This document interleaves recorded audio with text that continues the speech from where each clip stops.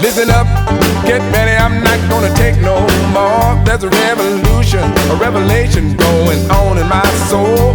Buckle up, get ready, we're not gonna sit down. Welcome, citizens of the world, to another edition of the Live from the Heartland show. This one is for the week of July 25th in the year 2026, and I am your host, Michael James.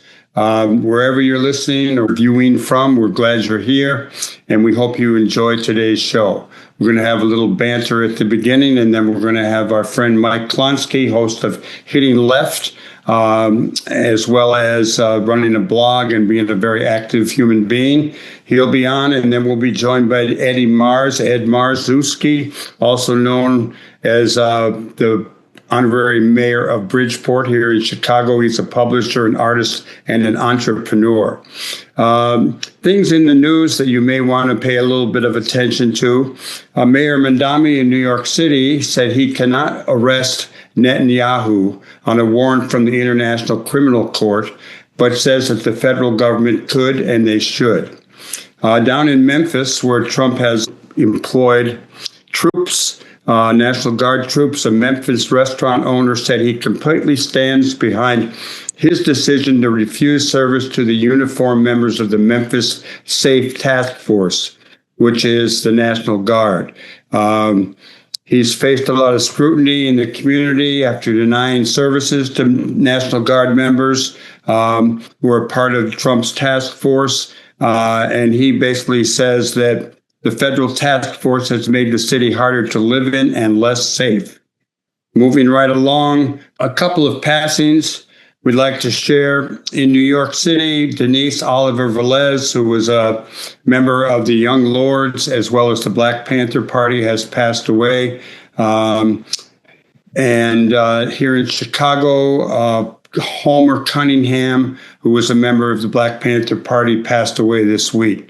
In the party, he worked in West Garfield Park in Austin as part of the outreach cadre who went out into the community to educate the public. He worked on the Free Breakfast for Children program, sold newspapers, and we're sorry that he and Denise have passed. Moving right along, I've got a couple of bits of information for people to take note on. The officer who shot a Colombian man in Maine, killed him, the ICE officer, has struggled with serious mental health issues since early childhood. His name is David Brulette, and he had a history of terrifying and violent behavior, according to his relatives. On a little bit happier note, Hot House, the cultural force in this city, putting on concerts and sticking around, as well as helping out, sending goods to Cuba. They will have their 40th anniversary celebration on August 8th.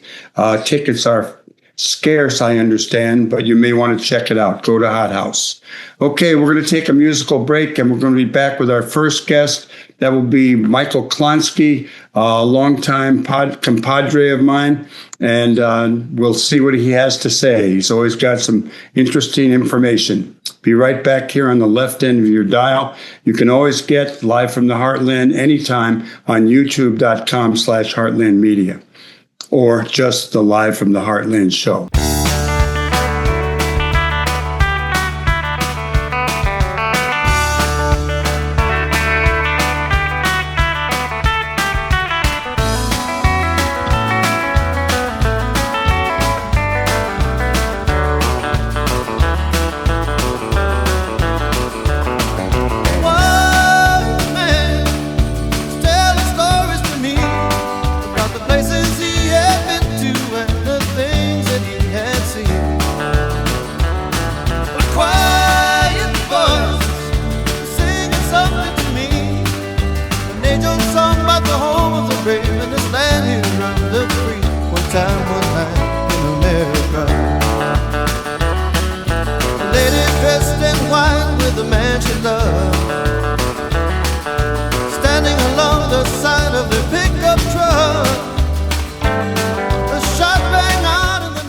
Citizens of the world, welcome back to Live from the Heartland for the week of July 25th in the year 2026. And my next guest is someone who I met many years ago, probably 1967, I believe, and it was at the Students for Democratic Society office in Los Angeles. The one and only Mike Klonsky, who has gone on to be an educator, certainly an activist, a radio host, and an all-around wonderful human being. So good day to you, Michael Klonsky. And back to you, Michael James. It's been a joy making this journey alongside of you over the last 60 or 70 years, however many it is. It's going to be a long time. I remember we all went to the old Soviet Union together, too. That was quite a trip. We had a good time. We traveled around. We played baseball with the young, aspiring baseball addicts from the Soviet Union. And I don't remember what the highlight of the trip for you was, but for me, it was when I hit a double swinging blindly at a pitch from a Soviet Olympic javelin thrower, the pitcher, when I hit a double in Donetsk. Nobody could ever forget that hit, Michael. It's still, I'm sure the Russian athletes still recall and go down in the annals of Russian baseball history. It was we were in the press and everything over there, and they turned out a number of people. We had a good time. You've been doing a radio show on Lumpen Radio, 105.5 FM, called Hitting Left with Mike Klonsky. Sometimes Hitting Left with the Klonsky brother, when your brother Fred is in on it. And we're a little bit later, we're going to talk to Ed Marszewski, who is the guy who put that station together. So you're welcome to stick around after this first interview. But let's talk about a book you just turned me on to. It's called Cuba, the Capital of 21st Century Communism. And I think this is important because all of a sudden we hear particularly Trump and other Republicans talking a lot about communism, the Soviet Union certainly isn't communist anymore. There is China, which has some roots in that movement. But Cuba has held out. And they're getting attacked big time by Marco Rubio, Trump, etc. Tell us a little bit about this book you've discovered and what's in it. Well, it's actually, Michael, it's a State Department report. Okay, and well, sort of a book. Yeah, sort of a book. It's long enough to be a book. And it... I guess the purpose of it is to try to portray little Cuba as the center of the world communist movement, including here within the United States, going back to you and I's participation in the New Left back in the 60s, and putting all that on Cuba, saying that Cuba was responsible for everybody from Robert Williams, from the Republic of New Africa, who wrote the great book on Negroes with Guns and Radio Free Cuba. And but the real purpose of it is to claim that the communist menace here in the United States, sprung forth by Cuba, is now become the number one enemy of American people and the main danger to the United States, even a greater threat to the United States than Nazi Germany was in World War II or what have you. In other words, this is a throwback to the McCarthy period and this Cold War kind of rhetoric that came out of the government. And the real purpose is to create a diversion away from the issues that are facing the American voters coming into this midterm elections, and trying to use red baiting, red baiting the Democratic Party of all people. Yeah, they're saying that the commies are in the Democratic Party big time. They've taken it over. The communists have taken over the Democratic Party, and the Democratic Party has been Bolshevized, they say, in this report. And I'm laughing because it would be hilarious if it was not so dangerous. And they're launching a new anti-communist crusade, and they're making Cuba they're painting Cuba as the center of it, and that's about a different thing altogether. That's about that lets us know that all this stuff about Venezuela and the kind of capturing of Venezuela was really strategically directed at Cuba, and because Venezuela was a lifeline to Cuba in terms of energy and things like that, and now they're predicting, at least Trump is predicting, that by the end of the year, Cuba will have fallen. And so there's kind of a dual threat here. One is to the Trump opposition being red baited. And, you know, when red baiting means this anti-communist myth that there's a commie under every bed, and, you know, and that's the main danger to the United States. That means we can suspend all civil rights like they did during the McCarthy period, all human rights, begin rounding up people, getting them fired from their jobs, arresting leaders of groups like, you know, that are in the left today, like DSA, et cetera, who they name specifically. And the thing about this report is it names names. So I haven't seen the whole list yet, but it's everybody from Bernie Sanders to AOC and to who knows, maybe you're on it, Mike, I don't know. But it's supposed to be anybody who's connected to Cuba. And it's kind of like the Nixon's enemies list, but really directed towards Cuba and Cuban influence. So that's where we're at right now in terms of the midterm elections. Yeah, I'm a little surprised that they've gone back to such a earlier period. Like, I mean, you talk about the 50s and red baiting, you know, with Senator Joseph McCarthy up there in Wisconsin, where anyone who was working for better schools was called a communist. And there is somebody in the White House who probably has really studied Joseph McCarthy real carefully and is trying to use that as a way for Trump, or at least the Republicans, to save some power after the midterm elections and beyond.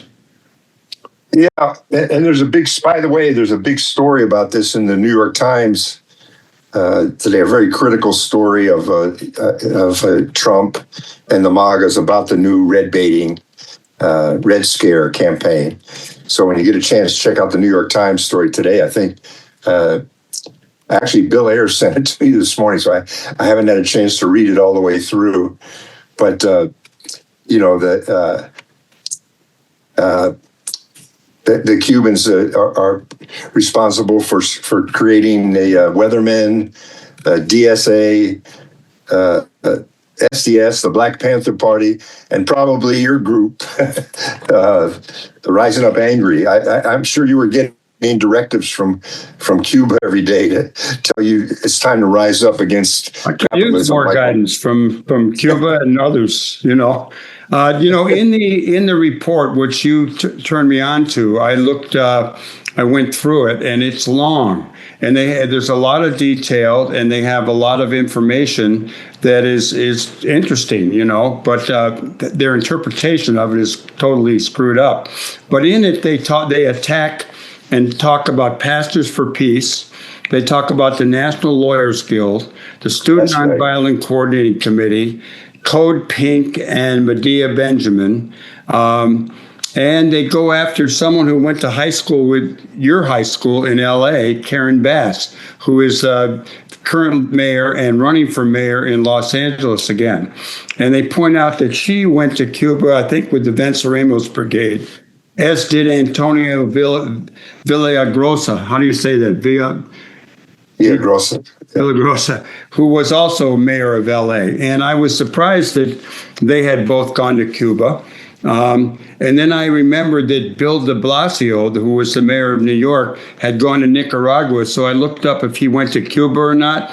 He did, with his fiancée in 1994. And then later he met in 2019, he met with the Cuban president, Miguel Diaz-Canel. So what about our former governor, Ryan? that well-known communist. Right? That well-known communist governor, Republican governor, who went to Cuba, and he did, and he's the only Republican I've ever voted for, and because he basically he was really good about prisoners, got rid of the death penalty, and was at least a decent human being compared to many other goppers, GOP, Grand Old Party.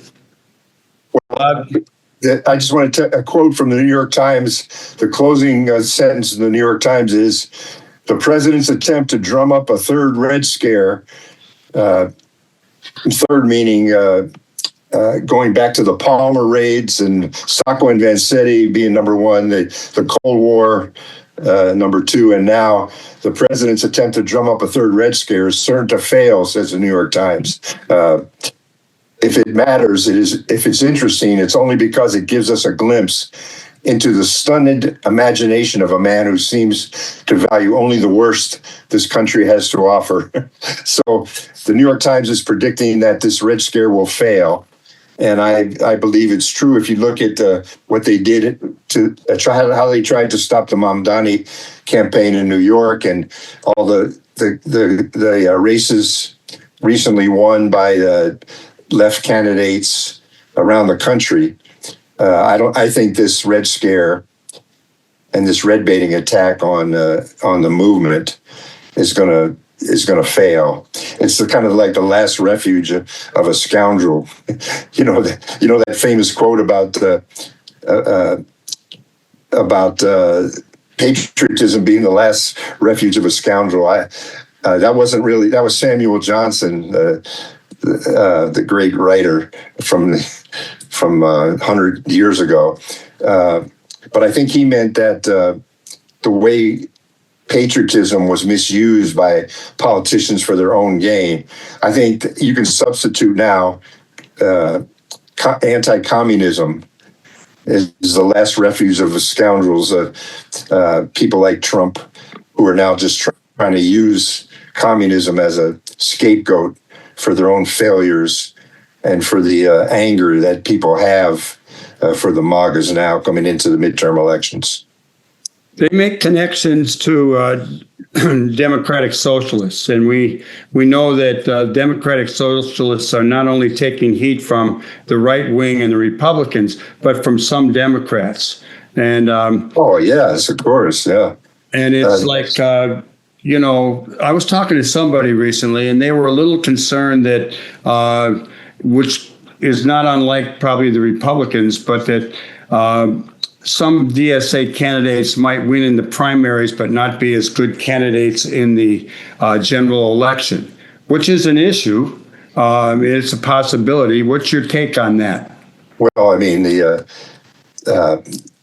leadership of the Democratic Party going back 20 years has been more worried about the left within the party taking control of the reins of the party, the money of the party, and the power than they were afraid of Trump and the MAGAs. And that continues to be the case today. They're much more worried about the likes of AOC and the Squad and Mamdani than they are. They attacked them much worse than the Republicans did.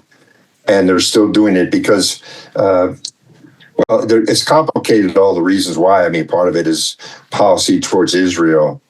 That's the bottom line one, though. That's the one that really, that I've been saying, and I think when I had you on the show last time, I asked you about that, that you have a situation where the Democratic mainstream is supporting Israel, and the younger voters who are necessary to ending possible victories are critical of Israel's behavior in Gaza.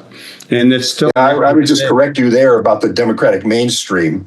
According to all the polls, the Democratic mainstream supports cutting off military aid and aid you're to correct. Israel. I meant the leadership types rather than the rank and file. Well, you're talking about Schumer and these folks, Schumer and Clinton, Hillary Clinton, and these people who are pro-war with Iran and pro-genocide in terms of Gaza.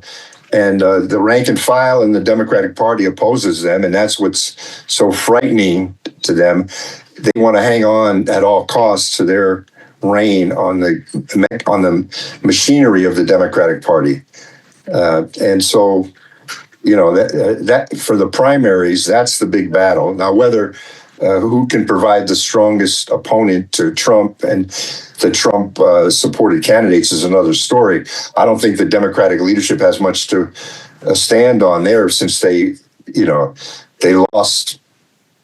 They lost to Trump in the last election and threw the House and the Senate into the hands of the MAGAs. For them to claim that they're the best, have the best chance of beating them in November, it seems to me a ridiculous argument to make. In some cases, we got to support regular Democrats, I think, Mike. Right. There's got to be a united front campaign against Trump coming into the midterms, and we can't allow the Democratic leadership to divide us the way they're trying to do.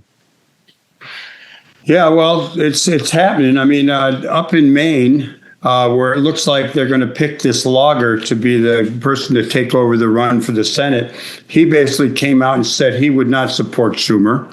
And I think that's been going on a number of places. I'm not sure about that Democratic candidate in Iowa, but there's what's your take on the feel among the people about where things are at? I'm an internal optimist, and I keep thinking, well, the base out there, the masses of people are going to see through all this malarkey that have been fed. But I don't know if I'll be right or not. I've been wrong in the past. I've been right in the past.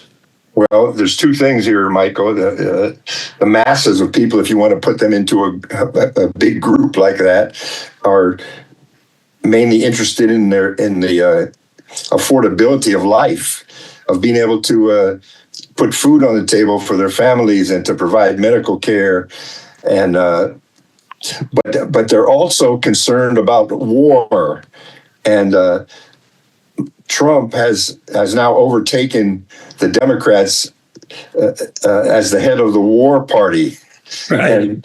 and his policies. I just read that the war in this was Hegseth talking. He says the war in Iran has now cost, I think, $39 billion. Yeah, that's what he said yesterday when he was being grilled by Senator Murray, Dirksen. They were just all over this guy.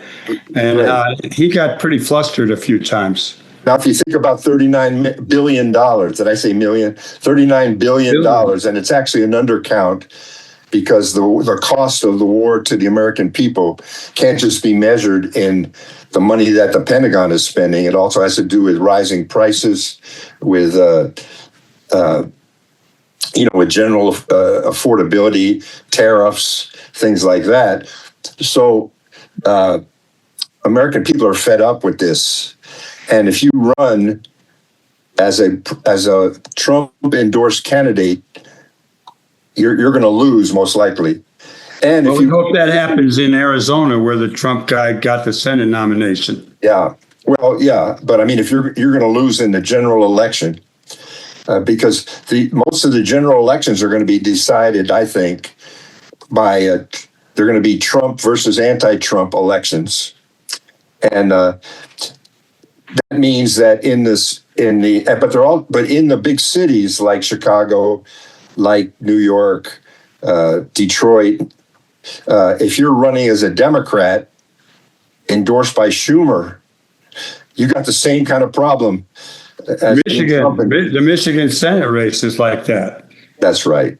And so, I'm really rooting for El Said there in Michigan and other left candidates, and I think they can win. I think the myth that they can't win the elections against Republicans is a false one, is ridiculous. Well, we certainly hope so. Mike, we only got a minute left. How about you tell us about your radio show on Lumpen Radio that I'm, Live from the Heartland is on Lumpen on Friday mornings at 9. Then comes, we follow Democracy Now! Then there's another show, and then you come on. So it's an action-packed Friday morning on Lumpen Radio. That's right. Well, other places too, but I'll save that.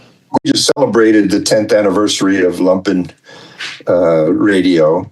WLPN 105.5 in Chicago, and streaming across the globe at lumpenradio.com. My show this coming Friday, I'm going to have former Mayor Lori Lightfoot on the show, who has recently drawn fire from the MAGAs. It was a front page story in the Tribune this week. I don't know how she got dragged back into the national spotlight again, but I'm going to ask her on Friday. And I told her to be attacked by them is really a badge of honor, and that I was jealous. And the same thing with this anti-communist crusade and the attack on the New Left. They don't. How come I'm not on that list? I'm really upset. I'm going to write them a letter. You're on enough lists already. Michael Klonsky, host of Hitting Left with Mike Klonsky. Thanks for coming on. It's always a pleasure to talk to you, to see you.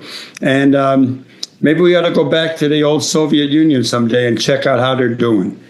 Yeah, I don't know if I don't know what kind of game they're playing there now. I don't think it's baseball. I'm not rooting for them anymore. Okay, brother. We'll see you.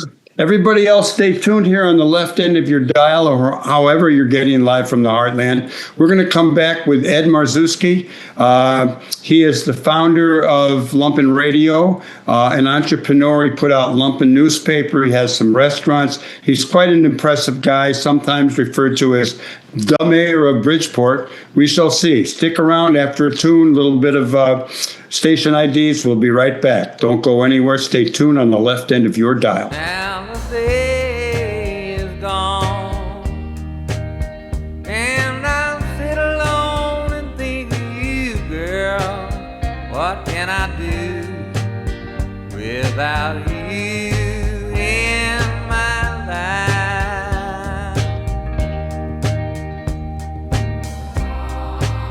I guess that our guessing game just had to end that way. The hardest one to lose of all the games we play. But the time is past for living in a dream world. Lying to myself can make that seem. Citizens of the world, welcome back to Live from the Heartland for the week of July 25th. And I'm still Michael James up here in Chicago's 49th Ward. And my next guest is someone who I met at the Heartland Cafe many years ago when he was delivering his newspaper called Lumpen. And I remember liking the name because I had read a little bit of Marx and knew about the lumpen proletariat. So we're really glad today to have Ed Marszewski, who is if you look him up on Wikipedia, they say is a publisher, artist, entrepreneur from Bridgeport, Chicago. He has been nicknamed the unofficial mayor of Bridgeport. Quite a title. So good day to you, Ed. Hey, man. I didn't know that was on my Wikipedia entry. How hilarious. I don't even have a Wikipedia entry. I got to get on that, or hopefully someone does. We'll see. But congratulations. You got a lot of information. They have it by category. They have politics. They have radio. They have restaurants. You've got a lot going on down there, and I'm been kind of checking it out. And we are honored to be one of the shows that is included in the repertoire on Lumpen Radio, WLPN FM 105.5. And I want to thank you for that. So tell us a little bit about yourself, where you come from, what happened to you growing up, what inspired you that leads you to this place today where you have a lot of fingers in a lot of fires. Oh, boy. Well, it's a tough question in a way because as you think about what happens to you over time, you often go, how the hell did this happen? Why am I here? What is going on? So, but I think in general, I grew up in Evergreen Park in Beverly when I was a kid here in Chicago, and moved to Downers Grove. I went to college at the University of Illinois. And I think that's where I drank the Kool-Aid, because it was there outside of my kind of like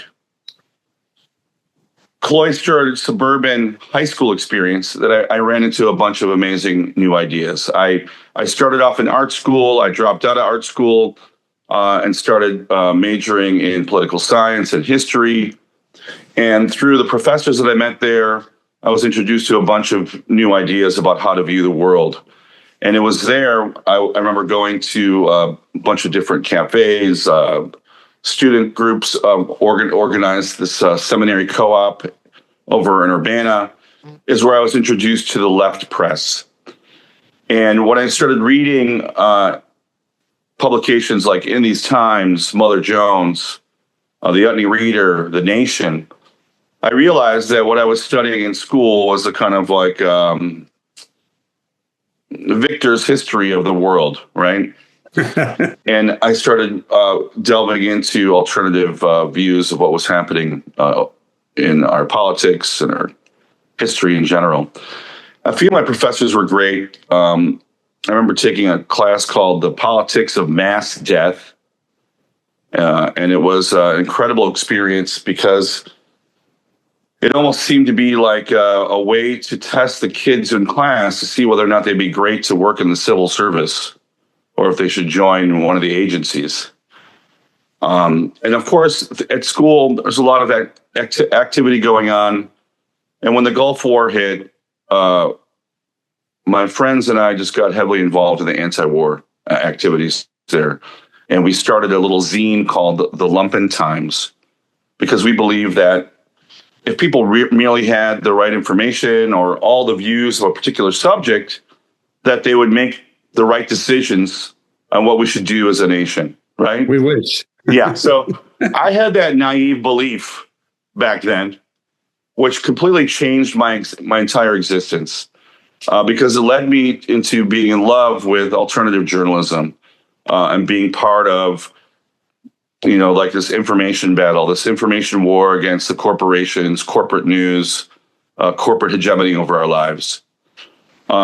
So instead of going to law school, I decided to move back to Chicago, and I started looking for jobs in the alternative press. And I was able to land an unpaid internship at In These Times, where Jimmy Weinstein took me in. I was not a credentialed Ivy Leaguer, just a little schmuck from a public school at the University of Illinois. I wound up working with Beth Schulman, who was basically the director of fundraising and operations there. And while there, I wrote some pithy reviews and realized that the left, I thought, was making these publications was pretty boring.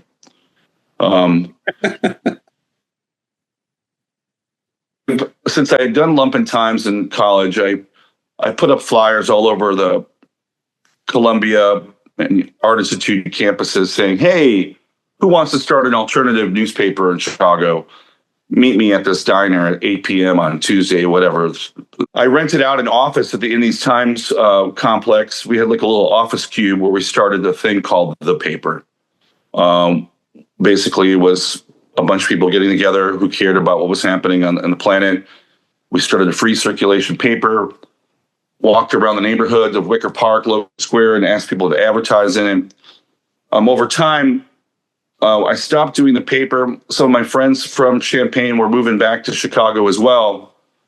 And I quit doing the paper and relaunched the Lumpen Times out of a dump on Armitage and Rockwell over by Bucktown. And it was from there we decided to make a monthly publication. We worked with some of our friends from In These Times and all the people we met in the neighborhood. And that process of just wandering around the neighborhood, telling people we're starting a paper, led to us being introduced to different writers, different artists, different musicians.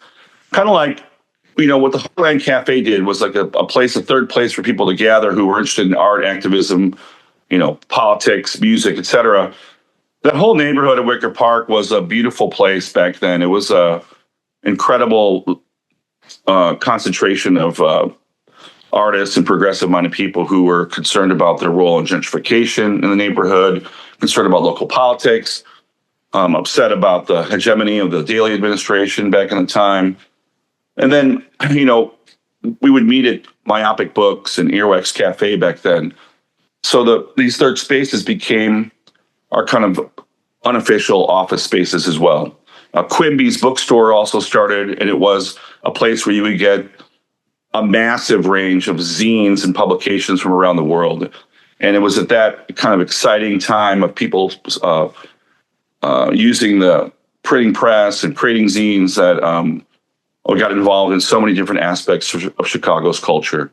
Left organizing groups, different activist groups, artist organizations. So that kind of fertile ground led to us to be able to integrate ourselves at an intersection of art, music, literary life, etc. And we were often an advocacy journal for people getting involved in changing the world. And that happened through the 90s.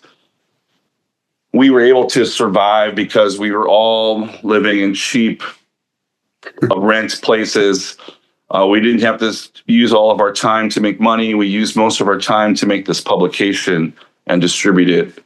It was a great time to experiment with the format of the publication and to learn how to disagree with each other about what we would print. And it was really exciting for us. It kind of reinforced that it was important for us to play a role in amplifying ideas that were not getting out there in the mainstream or corporate press. So is the Lumpen newspaper still come out? I see it every once in a while. Usually it's out of date, but is it still something you put out? Yeah, we used to put it out like 10 or 11 times a year, like the journal, right? Mm-hmm. And then it went down. When the turn of the century came is when the kind of .com boom came. And I got involved with a bunch of people. We pivoted towards making a Lumpen magazine on acid. And we made this thing called Supersphere. And Supersphere actually was a place where we combined the alternative press along with shooting video and audio. We would record live concerts all over Chicago and then eventually in a couple of cities in Europe. And we would put those videos up online so people could watch these concerts. We were using the Real Player, and this is before YouTube existed. So we started, artists and activists started using these new tools of the internet, right, as a way to compete with corporate media. And back then your website, the things you were doing could be a lot more interesting than what CNN or Chicago Tribune or the Sun-Times were doing. And we were the leading force at developing new uses of this technology. So our website, Supersphere, reviewed music. You could watch the concerts. We started putting up underground films. And we then had a team of videographers and editors who traveled around the world covering the anti-globalization movement.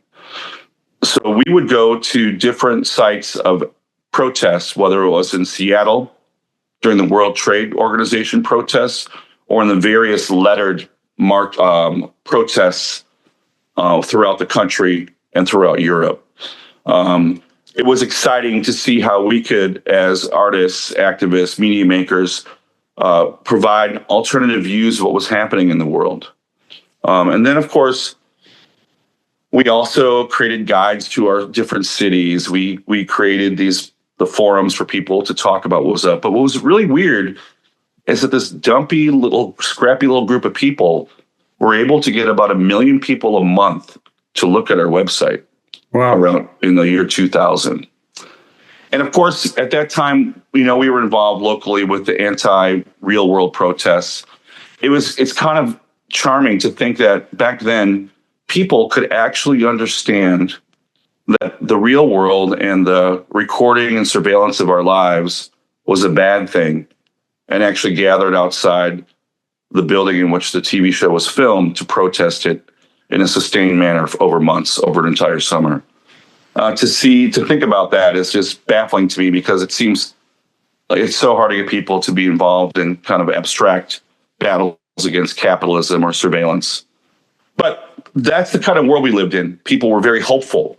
There was a dream that we could stop the corporatists. We could stop neoliberalism. We could stop the transformation of the Democratic Party into the second corporate party in America. And then, the dot-com boom fell apart. We lost our funding.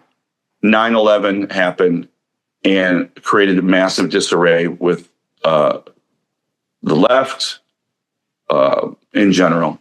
A new era of surveillance and repression and state kind of like dominance over our lives formed in our heads, and then became a kind of like series of policies that would restrict how the left was able to progress prior to the turn of the century.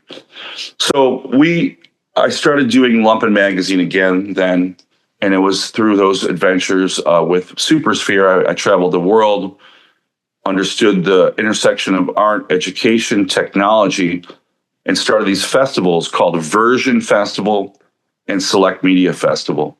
And those festivals were insane, kind of like conferences and convergences of artists and activists, musicians, and weirdos from around the world to come to Chicago to talk about how we could resist or how do we create parallel worlds. And we did those for about 14, 15 years, actually. It was pretty crazy.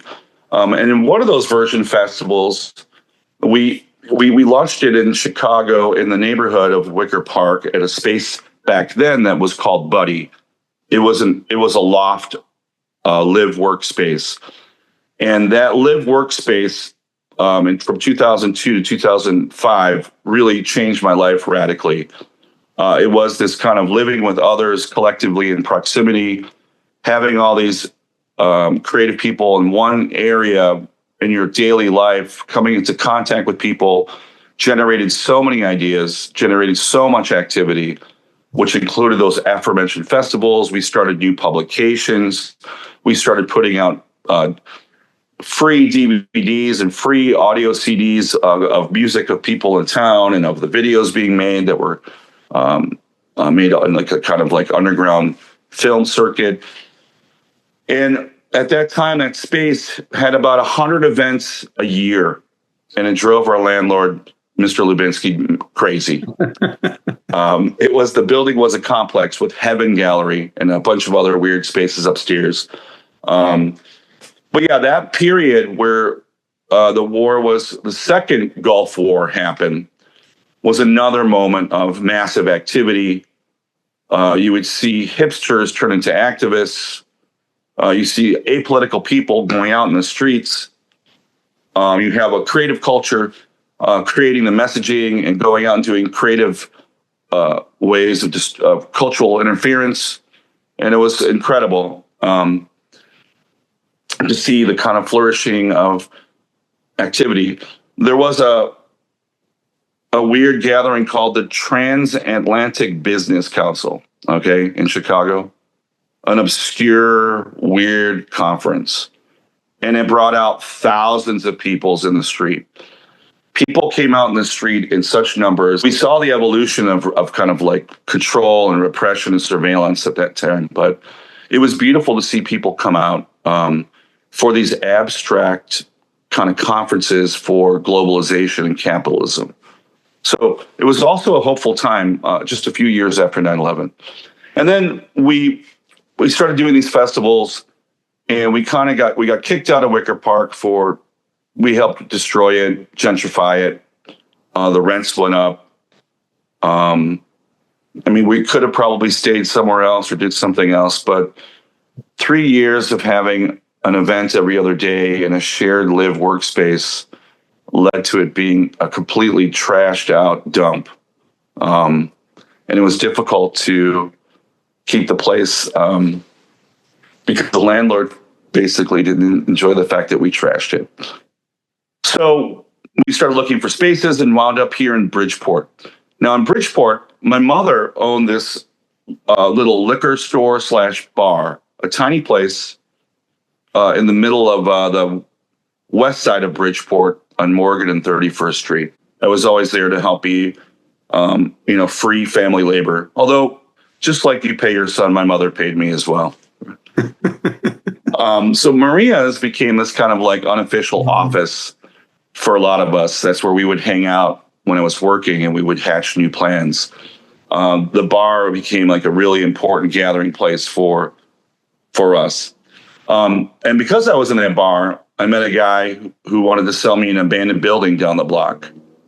And we got this abandoned building here down the block on Morgan Street and moved into it and made our new space. And the different thing about this space is that it had apartments on one floor, and then the main storefront was just for art activities. And we were able to separate our personal mess, our personal lives from the common space. And that was a great move forward for us in terms of continuing to provide a space for various communities to use. So moving to co-prosperity, which is what we started calling it, allowed us to have a home base of operations. We wouldn't be evicted because I owned the building. We created an office for Lumpen and all the various other publications we started. And then we just started doing exhibitions, and we started holding festivals based in Bridgeport and using Bridgeport as a base. And then we would work with the city of Chicago's Cultural Center. We would work with the Museum of Contemporary Art. We would have these version gatherings. So like I said earlier, of like up to 5 to 1,000 people each festival. The festival would last anywhere from 2 weeks to a month long. And we would do that based out of our spots here.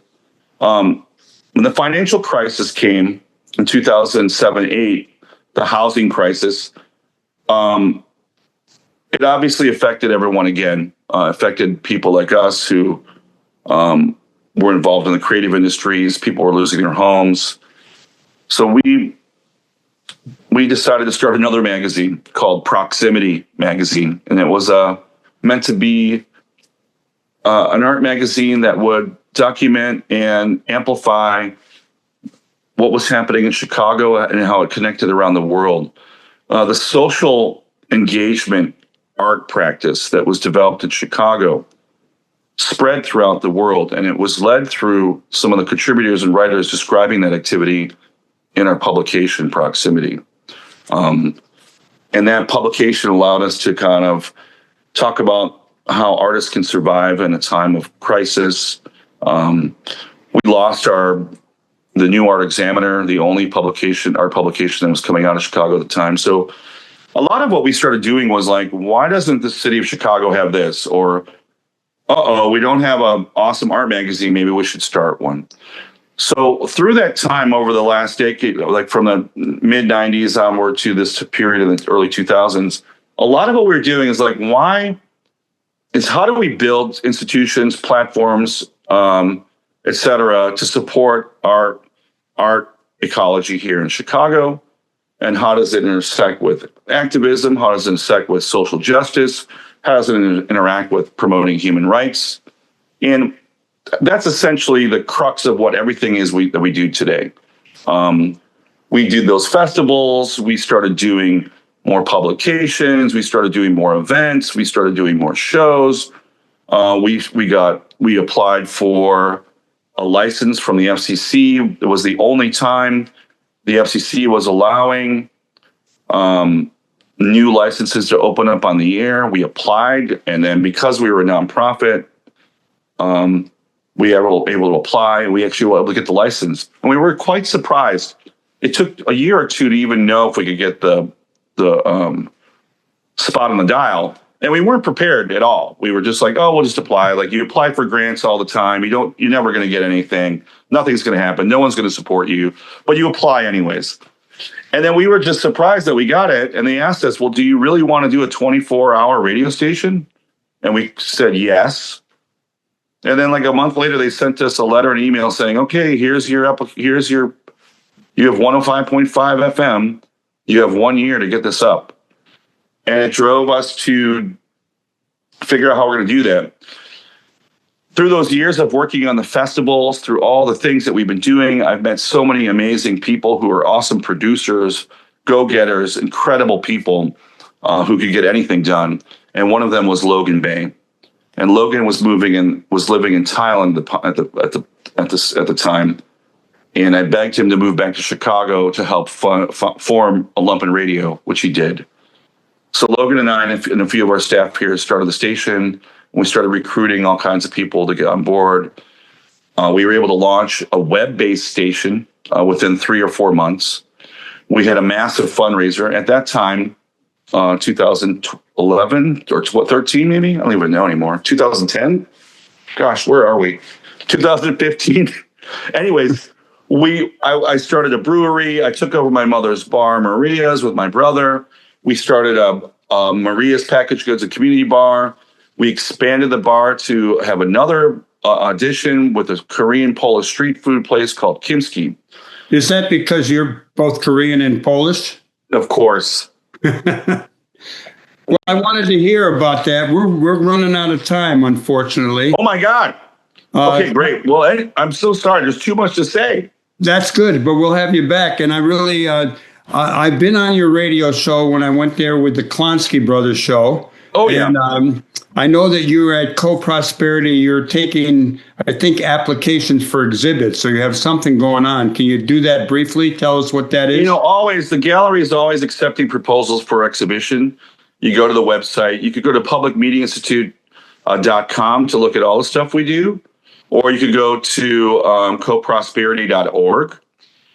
Anyways, there's always a way to get involved with the platforms. We're all, we all do too much. If we don't get back to you right away, just hit us back again. You kind of have to repeat contact with us because we're inundated with people wanting shows. I'll bet. Well, I'll be in touch with you about being back on this show.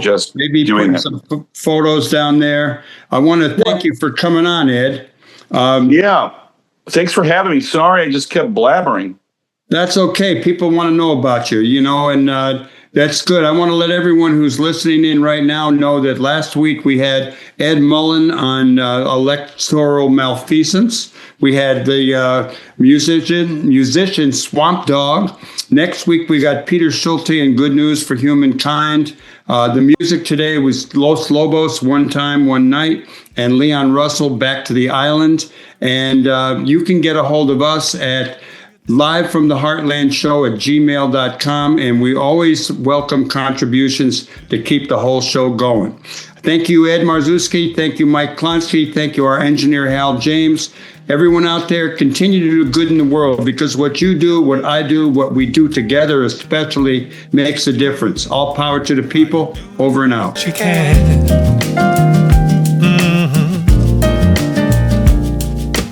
Over the mountain. Thank you for watching the Live from the Heartland Show. You got a dream New episodes awaiting. air every Friday beginning at 9 a.m. Central Time.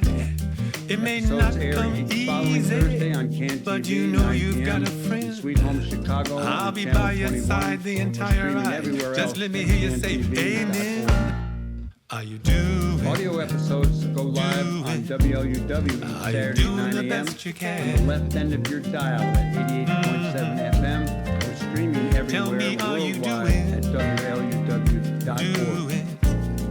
Are you doing the best you can? They're available on Apple and Spotify podcasts by looking up Live from the Heartland on either platform and are also broadcast on Lumpen Radio each Friday at 9 a.m.